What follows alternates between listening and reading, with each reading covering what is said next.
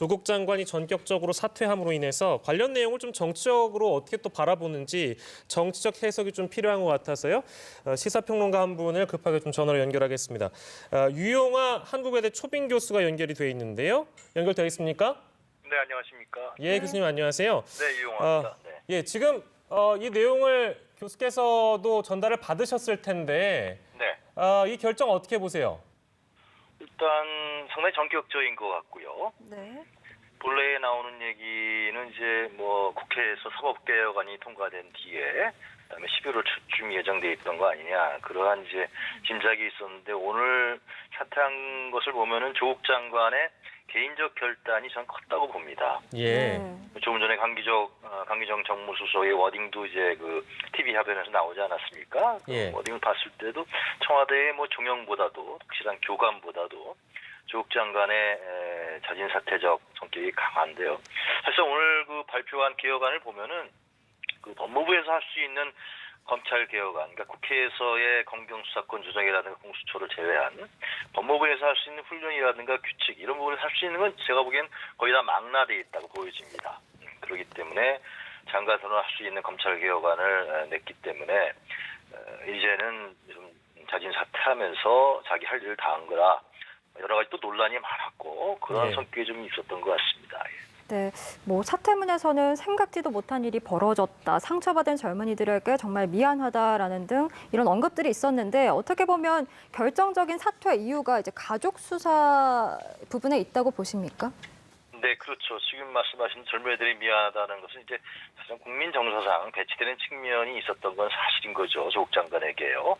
그러니까 당시 이제 국회에서 후보자 시절에 나왔던 여러 가지의 의혹이라든가 문제 제기.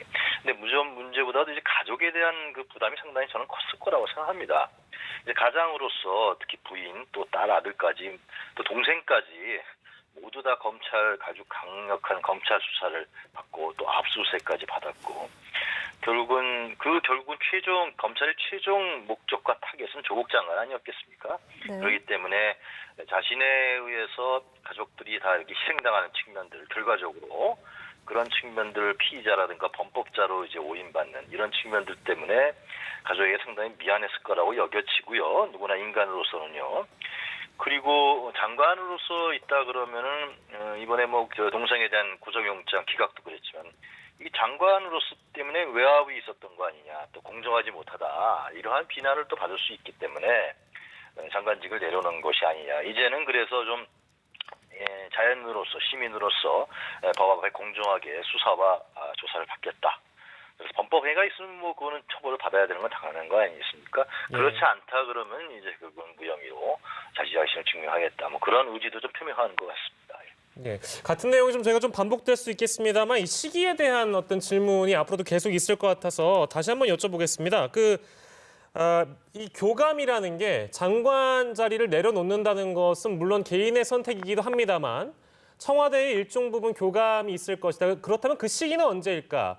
이런 질문이 뒤따르는데요. 어떻게 예상을 하세요?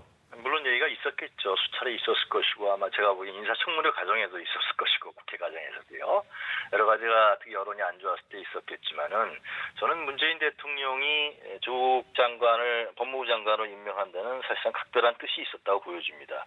이번 과정에서도 드러났지만 이 검찰개혁이라는 것이 이게 김대중 정부 시절부터 추진했던 겁니다. 한 20여 년 동안 이루어지지 못했어요. 각 정부마다 다 하려고 그랬는데. 그것은 검찰의 기득권이 그만큼 강력했다라는 것이죠. 그렇기 때문에 자기 자신의 최측근에서 권력을 좀 상당히 영향력을 행사할 수 있게 해주고 검찰개혁의 의지가 강한 사람을 법무부 장관으로 임명해서 검찰개혁을 한다는 것은 저는 대통령의 당연한 수순이라고 보여집니다. 국가기구로서. 그렇기 때문에 아마 조국 장관을 이제 장관으로 임명했다라고 여겨지는데요. 그러나 이제 그것이 이제 인사청문회 과정에서 국회에서 야당의 정치 군세가 대단했었죠. TFT까지 만들어서요.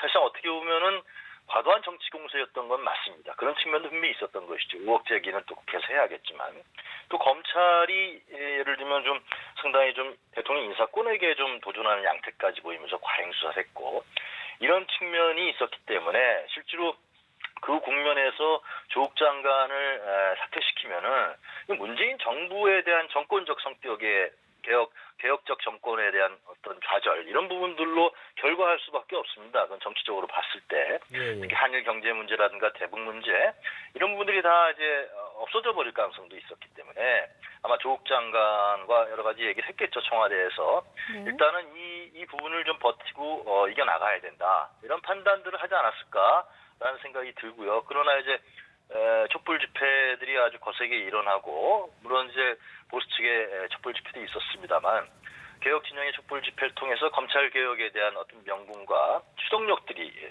살아나고 특히 윤석열 총장도 스스로 검찰을 자체 개혁하겠다는 안을 내고 이런 측면들이 사실상 좀 최근에 변화된 건 사실이죠. 그러나 이제 한 가지 더 말씀드리면은 조국 대 비조국으로 해서 조국 장관이 물러나지 않으면 나라 거의 망할 것 같은.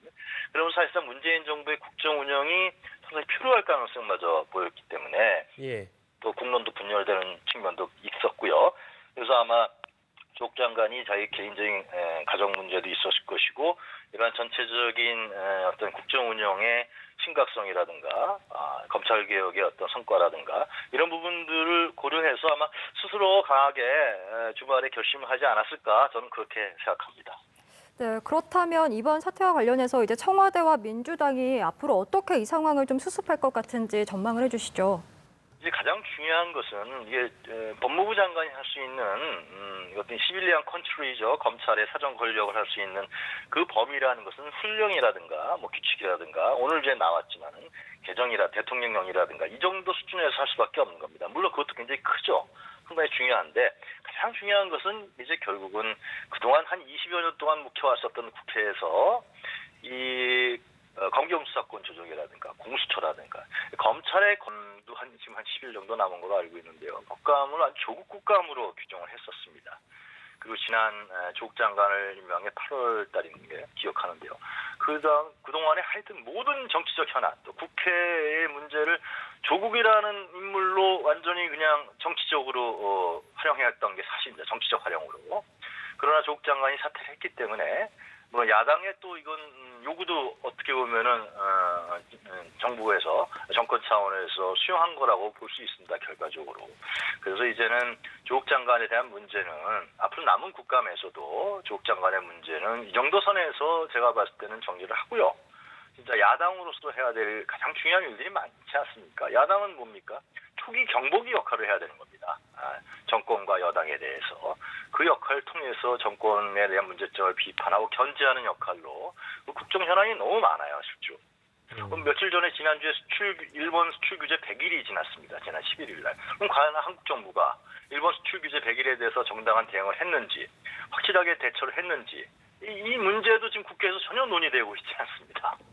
이런 문제로 좀 돌아가서 야당이 좀 국정 운영에 대해서 같이 좀 염려하고 국민을 생각하는 이런 식으로 터날 수 있는 기회도 되는 것이 아니냐라는 생각이 듭니다.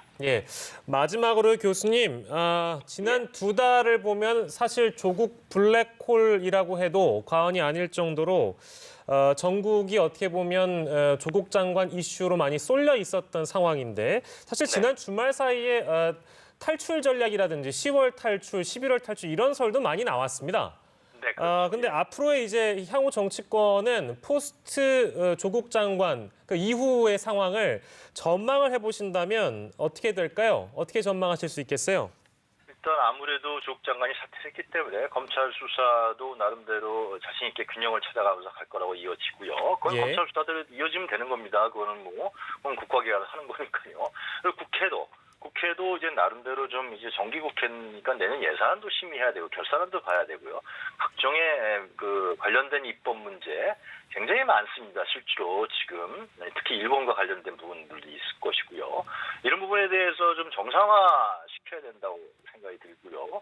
그래서 그렇게 갈 수 있는 여지가 생겼다. 그러나 이 문제를 가지고 다시 또 조국 문제를 갖고서 국회에서 정치 쟁점화되면은 이게 국회가 사실상 내년 선거에서 아마 제가 볼 때는 새로운 인물에 대한 요구가 더 높아질 수밖에 없을 거라 생각합니다. 20대 국회에서 과연 무엇을 했느냐라는 문제도 나올 수밖에 없는 것이고요. 그래서 이제는 좀 20대 국회에서 좀 정상적으로 그리고 대안을 갖고 특히 여당도 좀 정치력을 발휘할 필요가 있어요. 조국 대 비조국으로 완전히 나눠지게 된 부분들, 이 부분의 책임은 예를 들면 시민들이 거리로 나오게 된 1차 책임은 국회에서 제대로 역할을 못해서 그렇습니다. 국회에서 예를 들면 이걸 증폭시키고 조국 장관 문제를 조국 대 비조국으로 이 증폭시켰던 부분에 대해서 국회의원들이 사실 책임을 져야 됩니다.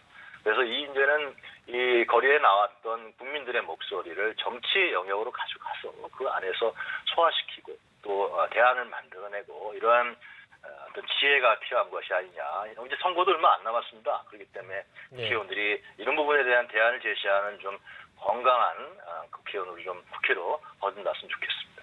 네, 마지막으로 하나만 제가 더 짧게 여쭙고 끝내도록 하겠습니다. 그동안 이 광장의 정치를 저희가 그동안 봐오면서 정치의 실종이라는 표현을 참 많이 했었거든요. 네. 그렇기 때문에 이제 이 포스트 조국 이후에는, 그러니까 조국 장관 이슈 이후에는 국회 시간이 다시 돌아온다고 우리가 기대할 수 있을까요? 지금 일단 뭐 서초동 집회도 마지막으로 했던 조건부였습니다만, 그리고 이제 한국당이 주최하려고 했던 집회도 이제 그만한다고 얘기가 나오던데요.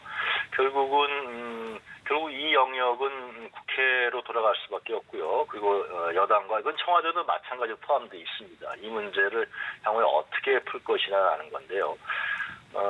전에 같이 이 문제를 조국 장관 문제를 갖고서 쟁점화시키고 증폭시키면은 진짜 우리 대한민국의 위상은 추락할 수밖에 없습니다. 그렇기 때문에 좀 국가 이익과 국민 이익을 생각하면서 이 정치인들이 좀 제대로 서로 협력하고요. 또 국회에서 아주 뭐 치열한 디베이트를 할 필요가 있어요. 그런 건 안 한단 말이죠. 밖에 나가서 할 이유가 없는 것이죠.